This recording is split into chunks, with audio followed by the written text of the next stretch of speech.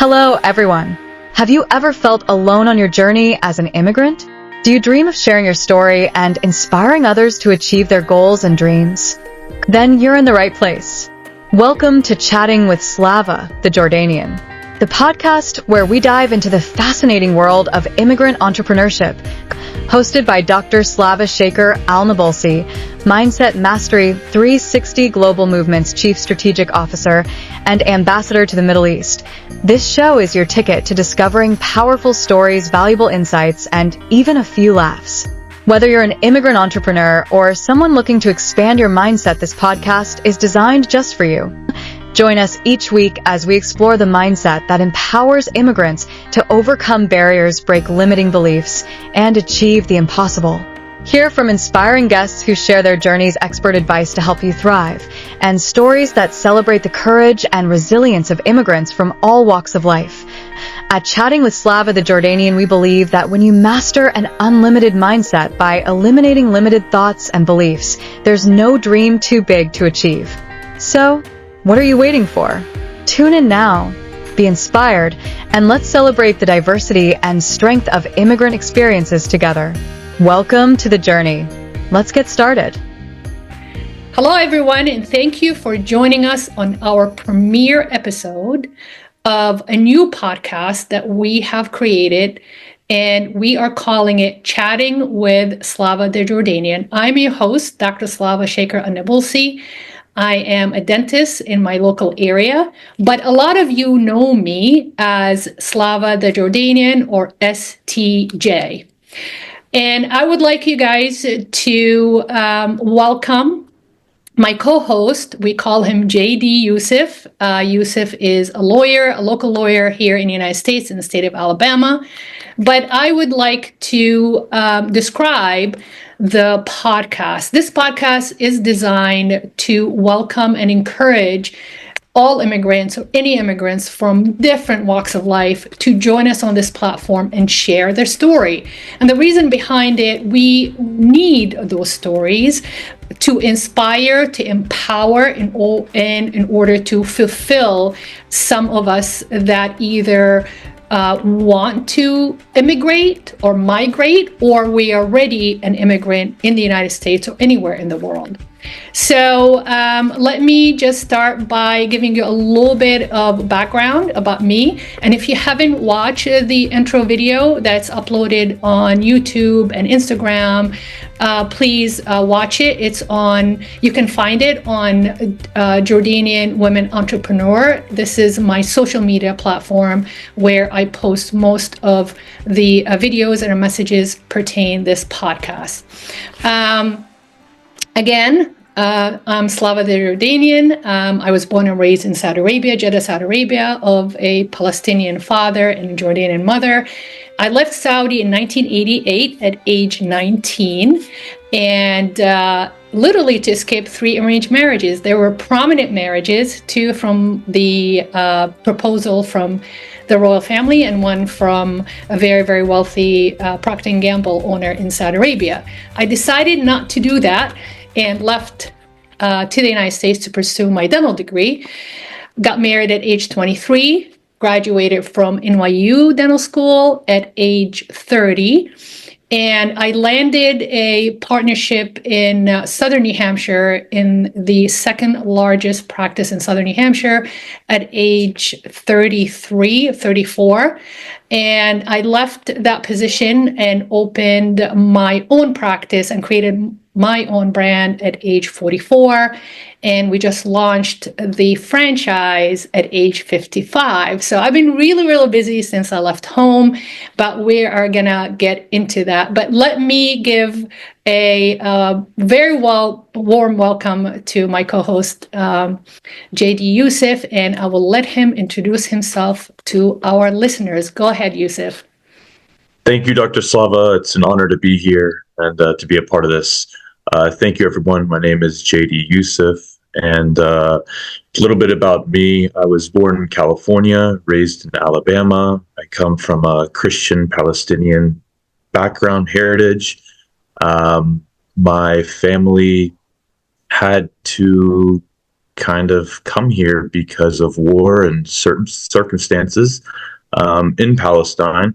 My father's family originally comes from the Lebanese mountains and ended up in Beirut and Haifa. My mother's family originally comes from a village called Taibe, and they lived in Jerusalem. So that's a little bit about me or my family, and more about me. I come from a legal background, currently not practicing. I've been putting together a nonprofit for the last 4.5 years. That actually kind of put me in touch with Dr. Slava in the realm of business development and kind of what she's doing for female entrepreneurs and startups who come from historically underserved backgrounds. Yeah, thank you so much. Oh, thank you so much for that intro. It's always, every time I meet a young Arab like Yusef, it really brings the pride out of me, really, because I've been here since 1988. So I've been here about roughly 36 years, but I was not born here, and I never had, family like Yusef or roots in the United States. So yes, we got together through LinkedIn, and after launching the franchise, Yusef reached out to us, and he was very interested to become one of the core founders or the core team of the internal team of the franchise. And we're so excited to have him part of our lives and part of our team. And I'm very, very proud to say so. It's an honor. Thank you. Oh, you're more than welcome. Thank you for believing in us, supporting us. And he works really, really, really hard, which is very, very inspiring, even to me, to see somebody of his generation, taking their life seriously and also taking their vision seriously. So, that's how we got together, and we got to know each other on a personal basis, because you gotta realize, or you need to understand, that we're both very different, but yet the amazing thing, we have so much in common. And I'll let Yusuf, jump in anytime, but I believe, the way I see it, the most common denominator is the fact that our culture is based on a very traditional tribal connection. And our culture is very much based on relationship. It's a relationship culture. And that's why we created this podcast, because we want to transcend that concept, that principle into the world, in order for the world to see our culture the way we see our culture, through our lens, how rich it is, how colorful, how celebratory it is, and how forgiving, inclusive, and embraces everybody, really, as long as you are good and you're kind. You are always welcome in our house, and we treat everybody like family. Basically, after 3 days with us, everybody's family. We are very excited about this, a series, the podcast series, and I would like to go over the concept behind this podcast. When me and Yusuf start talking, and I'm always curious. I'm a storyteller, if you guys know me or follow me on Instagram. And stories, I think they're very important to be shared, especially these days with all the easy resources that we have, social media and the internet. We can easily reach out to anybody on the other side of the globe. And by sharing our stories, we hope that to encourage others to tell their stories, because without stories, humanity would die and humanity will cease to exist. And honestly, although with all the technology that we have, the impact of learning from each other by telling our stories, it's very, very different than just reading it digitally or reading it in a book, publishing, or a journal or article. When you have that human interaction by, trading off our stories, that's very powerful and very impactful. So when I got to know Yusuf, I was fascinated, because I've been here 36 years. I haven't met so many Jordanian. I met a lot of Palestinians and a lot of Lebanese, but his story, and you're going to hear it very, very soon, it's very unique and it's very, very interesting. And when I found out that he is a first generation American, I was always curious, how does that feel? Because I'm an immigrant that came from my old home to this new home, my old world to this new world. I never really had to live as somebody that was born here. So Yusuf really shone a huge light on what it takes to really survive here as an American Palestinian, with his heritage as a Christian. And the beauty about us, it's like yin and yang. You know, I was not born here. He was born here. I'm a female. He's a male. He's a different generation too than my generation. You know, I never lived in Jordan, never lived in Palestine. But I lived in Saudi Arabia. I was almost estranged to Jordan. I went to Jordan as a tourist and as a guest. So I never really lived day by day like other people have done. I can tell you everything about Saudi because I lived there 19 years, but not about Jordan. So when I met him, it was very exciting and interesting in a sense that, yes, like I said, we are so different, but yet we have so much in common. So Yusuf, I guess my question to you is, can you share with us, as much as you want to share with us, just briefly the challenges as you grew up now you were born in California, is that correct? Correct. Spent about 10 years there. Oh, okay. So how old were you when you landed in Alabama? I guess I'm showing my age now. So 10 years old. I was born in 90 and ended up coming to Alabama shortly before 2000. Yes. And what brought your parents to Alabama? I'm just curious. Yeah, absolutely. So my mother's family, before they came to the States, things were looking rough back home and survival mode, right? So we had family in Detroit, Michigan.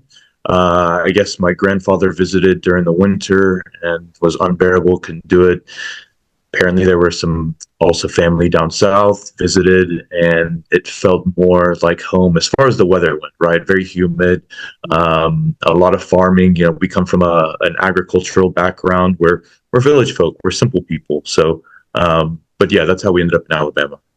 Isn't that funny that it doesn't matter where we come from? And I've talked to a lot of people, whether first generation American or just new immigrants, that when we leave our old world, we try to find areas that we can identify with, because that part of us you can never lose, and you have that sense of belonging and that nostalgic. And we're a culture of nostalgia, by the way, and storytelling, but we're very nostalgic about our home world. We try to match where we land to that. Isn't that fascinating though, don't you think? Fascinating, and also very telling, because one of the main, I guess, points that these immigrants, when they come here, I should say immigrants or refugees, they want to own their own home because it's something that they had back home, right? And so it's very, very important when they come to the new world. So you'll hear that constantly, is home ownership, property ownership. That's something that was taken from us. So yes, precisely. Yeah, and it's almost we search for the new world, or a new world that will compensate us for whatever we did not have. But also at the same time, we want to regenerate all that customs, tradition, and we hold tight to that, because it doesn't matter how much we lose or what we lose, whether we leave as a young immigrant or as an older immigrant, as a professional or somebody that is seeking education. It doesn't really matter. We kind of end up in an area where it has a sense of belonging, right? And that's, I think, part of the challenge as a immigrant. We want to belong, and of course, we'll tap into so many different topics. That's going to open a window. So the topic of identity crisis, belonging, education, how to get the support system. You remember, when you leave all your support system behind, unless you are successfully able to bring everybody in with you. And I've spoke to so many families, including my husband's family, who left Egypt in 1970. Literally, they landed in New Jersey Thanksgiving Day. And some families, they just get their immediate family because it's a lot easier. But some families, they do land here, and gradually they pull more and more family out of out of the country, or the circumstances, unhealthy circumstances, or underserved circumstances.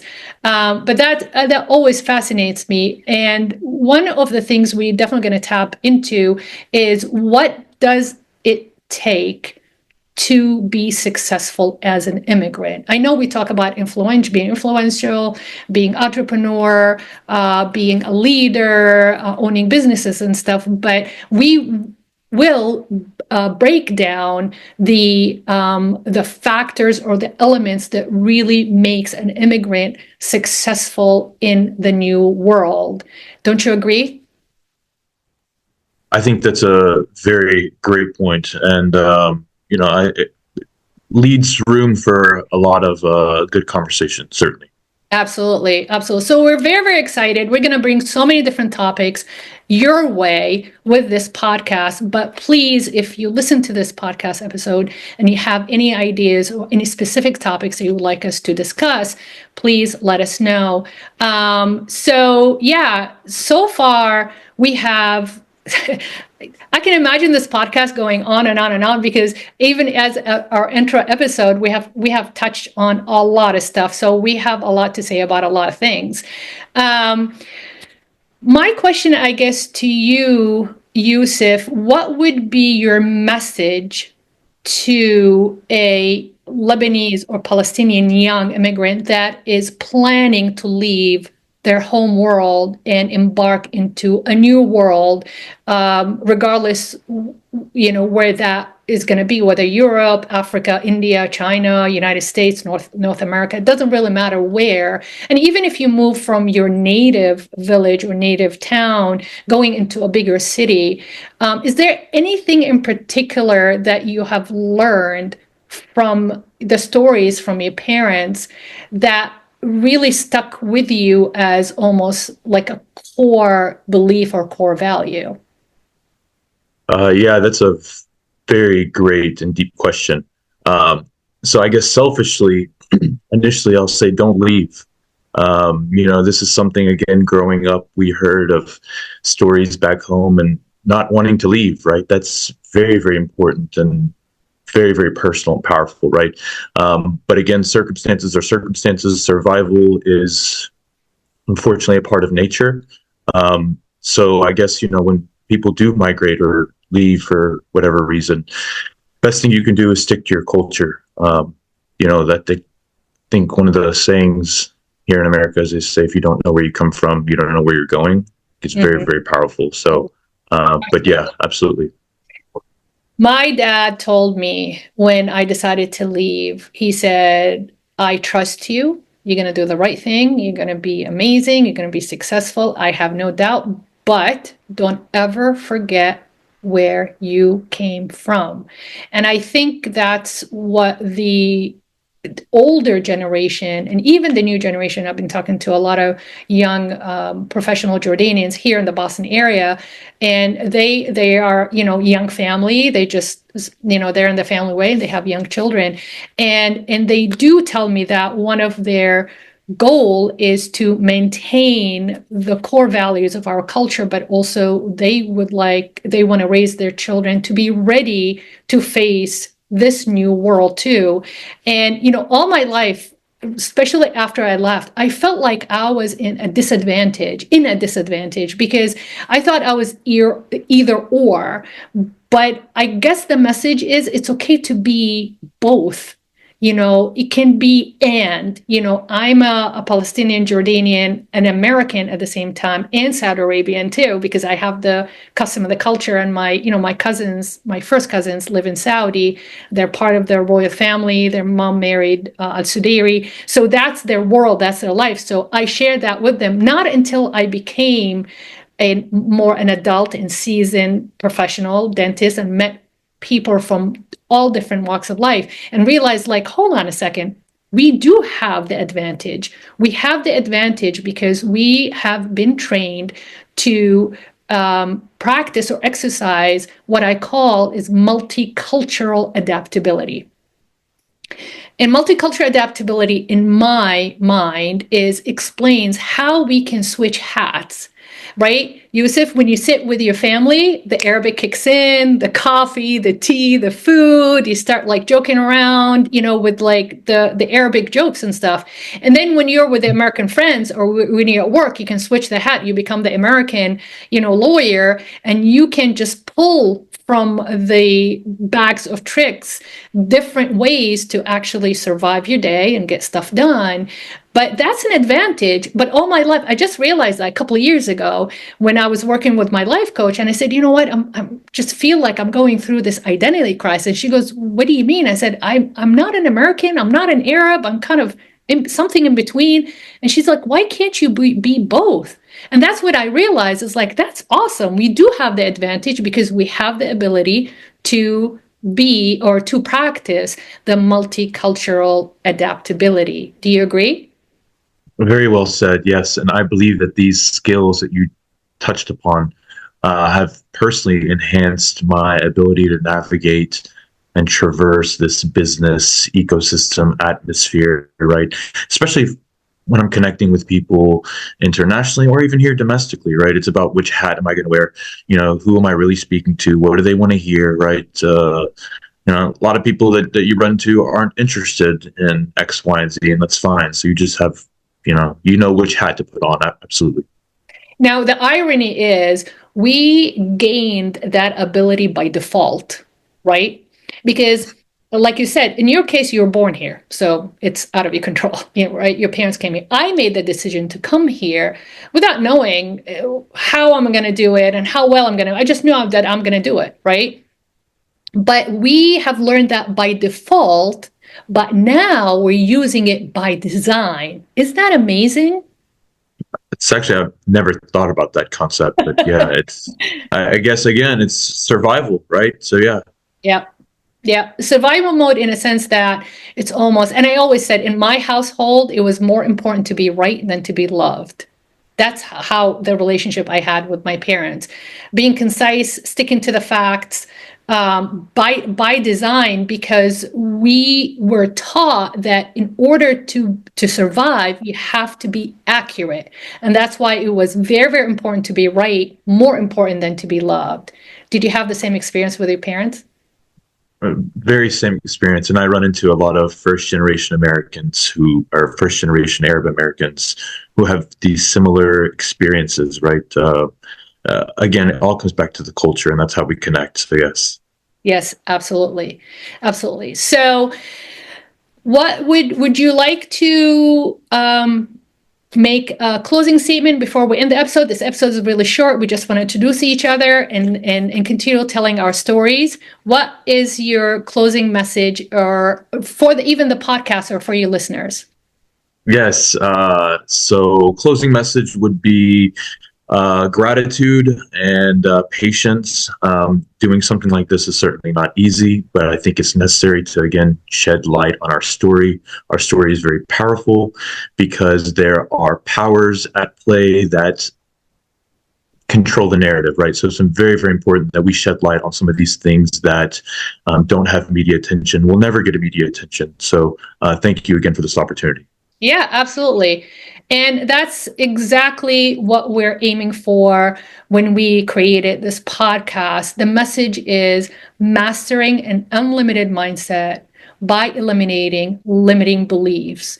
Because through the 36 years that I've been here away from my home world is, we come in, like Yusef said, with a lot of core values and beliefs. We carry that through with us when we leave our home world. But also, Yusuf experienced too, he inherited that from his parents. Now, that's all good, but you are going to end up in a stage of your life that those core values might not serve you as well as they used to serve you. So you need to unleash or release some of those values in order to create and replace them with values that actually serve you wherever you are in a stage of life.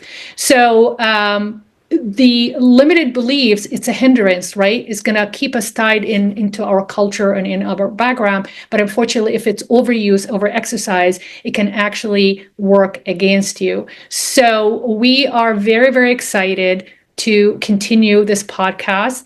And please share with us any topics that you would like us to discuss, because this cannot happen without you guys.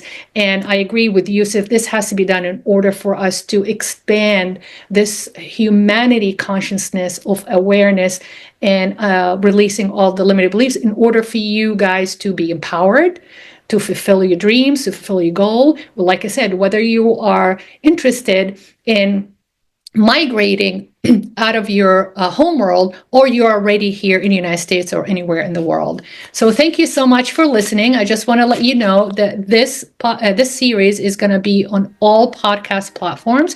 It's going to be uploaded on a YouTube channel, which is a global channel within the MM360 global movement. I am the Middle East ambassador to that movement, and also I am just got appointed as the Chief Strategic Officer for that movement too. And I'm very, very excited, and I pray that I'll be able to fulfill my position as the best I can. Thank you so much, Yusef. I'm copying you because you are the Chief Strategic Officer of our franchise group. So I'm following his footsteps. See how much he inspires me. So keep an eye on the episode of the podcast. Like I said, it's going to be on Apple and all the podcast platform, and on YouTube. We're going to leave the link in the description below. And we're very excited to see you next time. This is Slava the Jordanian, and please keep telling your stories for the sake of humanity. See you next time.